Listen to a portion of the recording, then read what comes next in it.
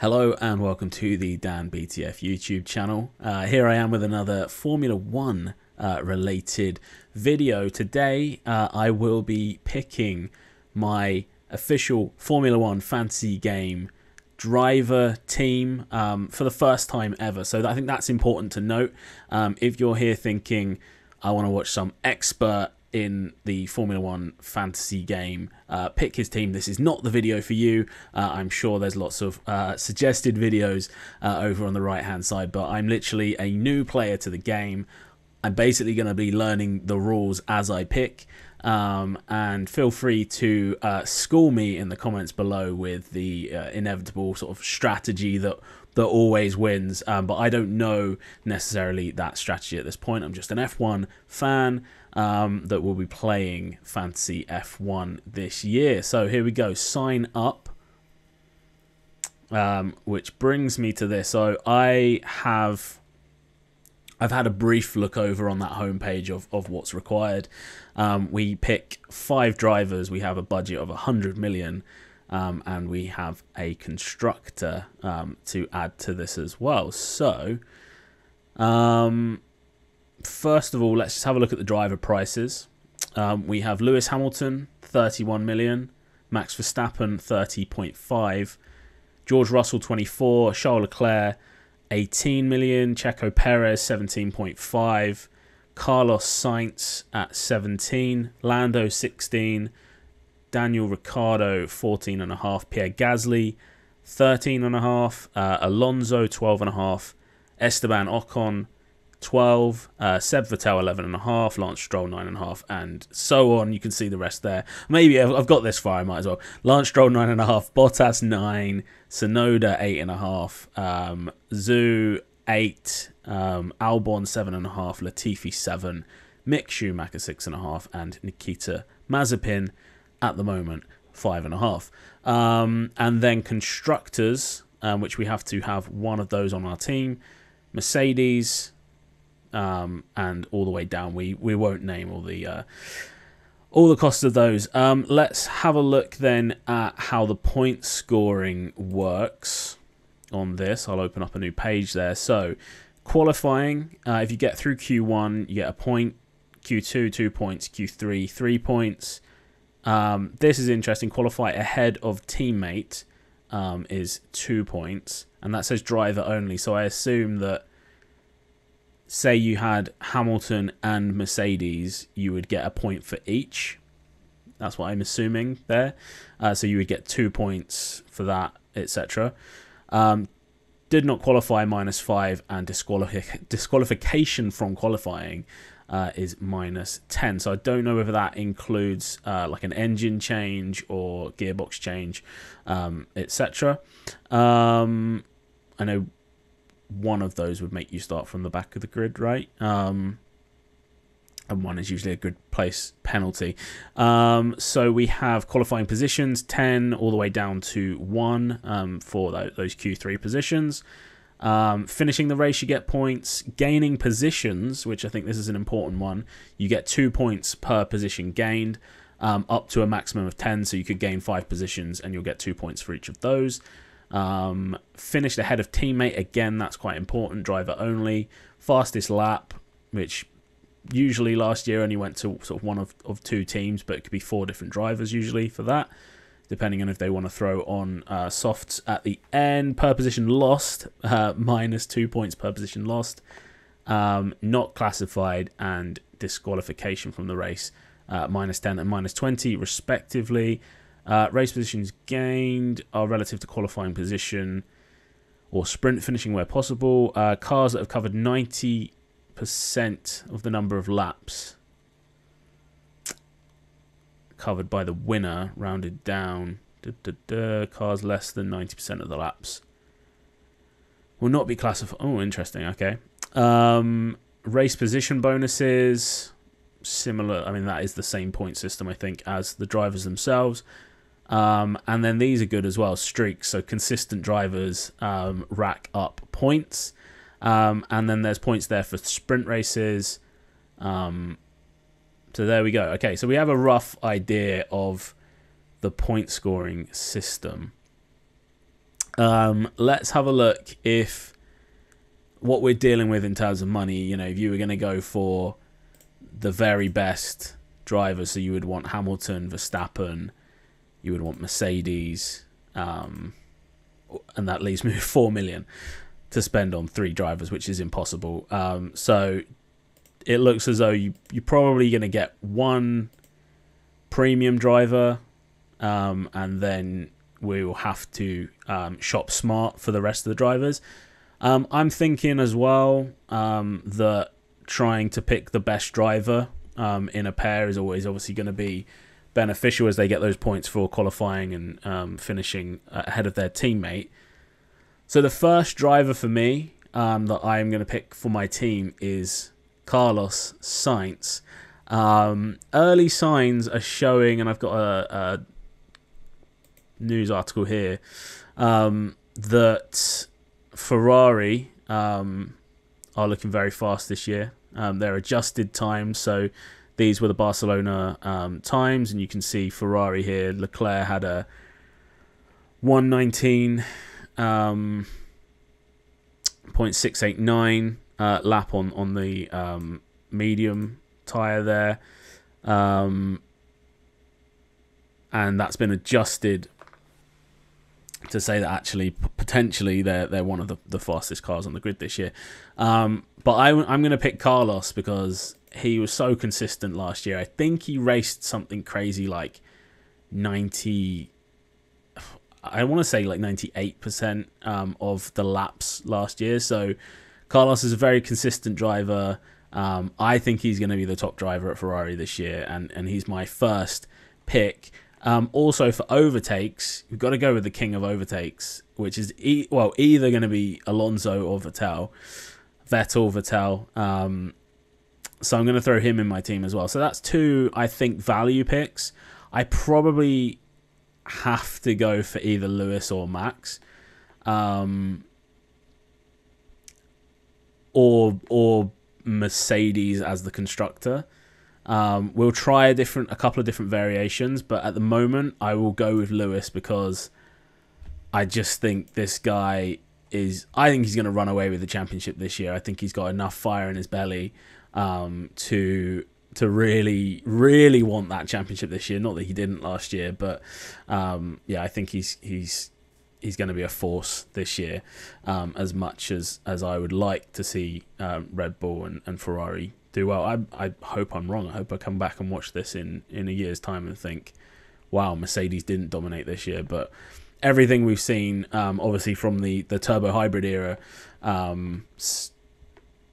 I mean, is that a dumb comment altogether? Everything we've seen from the previous era going into a new era, but Mercedes were dominant basically for the last 8 years.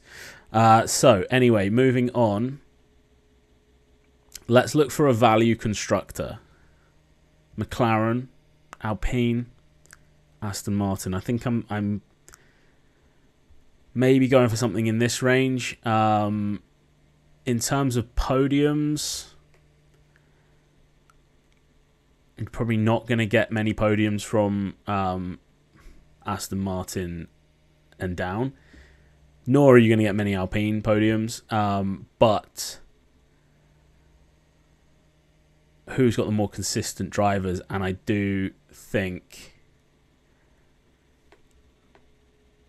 I will go with, for now, I'm going to go with McLaren. This is all done on vibes. Which leaves me 22 million for 2 drivers. So I could go for... We've already got Seb. I mean, if I went for... I don't want Mazepin. So if I went for Mick Schumacher, that leaves me 15.5, which is Daniel Ricciardo. Ricciardo should... Ricciardo's really got to step up this year. He could be a good risk to take.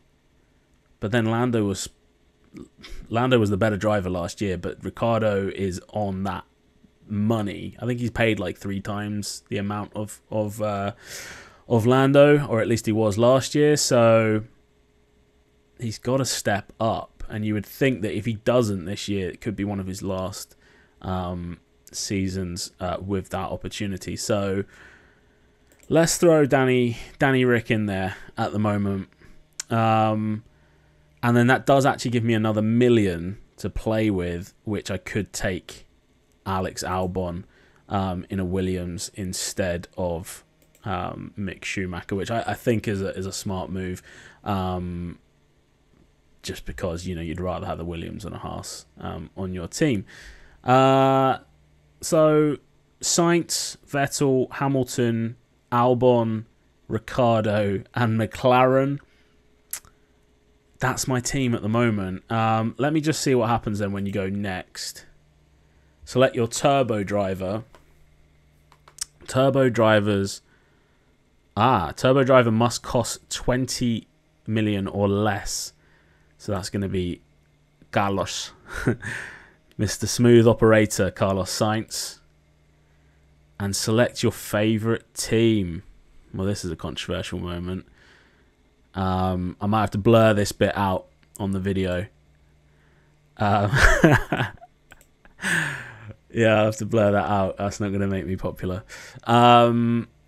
Your team has been successfully created. Top reasons to play, prizes, and dynamic pricing. So the pricing does go up and down as Fantasy.Premier League does as well. And I will be creating the Dan BTF League, which is a public league, and I encourage you all to join. And the link for that league is in the description below. Maximum teams per player. I'm going to say 1 team per player. Length, we start from Bahrain and end in Abu Dhabi.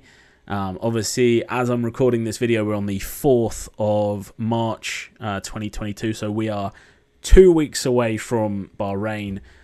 And maybe more importantly, for a lot of you at least, we are 1 week away from Drive to Survive on Netflix. I should probably watch the previous series of it, but obviously Drive to Survive, a huge part of the F1 media machine these days. So look forward to what was probably the greatest season of F1 ever playing out on Drive to Survive on Netflix next week. Maybe I will binge watch all of that. But yeah, please do join the league. Obviously, if you think my team is rubbish, then that is a good thing for you, as you'll have a significant chance of finishing above me in the league. And here we go. Invite your friends. I will copy that. So I'm just going to take a quick look at what happens if you create another team and some different sort of variations of drivers that we could have in there. So if I wanted to go with Supermax, and let's say we take Lando, who will be very popular, Pierre Gasly, shall we go with Yuki? Yuki's an exciting driver. And what does that leave us? 31 million. So we could have the Ferrari. We could have Ferrari, who possibly are going to be the best team this year. And that leaves me with 6.5 for that man, Mick Schumacher. So I mean that's a pretty good team. There's definitely lots of variations with this. I'm sure there are meta drivers that you must have every year.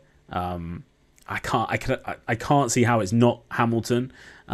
Even with Max, the only thing is maybe Max is a better driver to have because he's more likely to always outscore Checo, which is no disrespect to Perez, but Max is very likely to be the #1 driver with Red Bull. George Russell is an unknown quantity this year. I think George Russell will be the reason that Hamilton wins the 8th title this year, because I think Russell's going to be the one jostling for position with Verstappen and will provide that sort of layer of protection. But once again, I may be wrong. These are all just, it's just my opinion.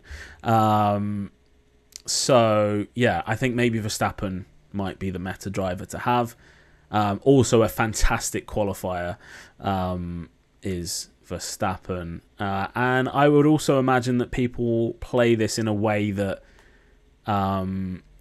is, you look at the calendar. I know there's blocks this year where there's I think there's 1 month. Is it July? There's 5 Grand Prix in a month, because there's 5 Saturdays in July and there's a Grand Prix every week, or there's 4 maybe.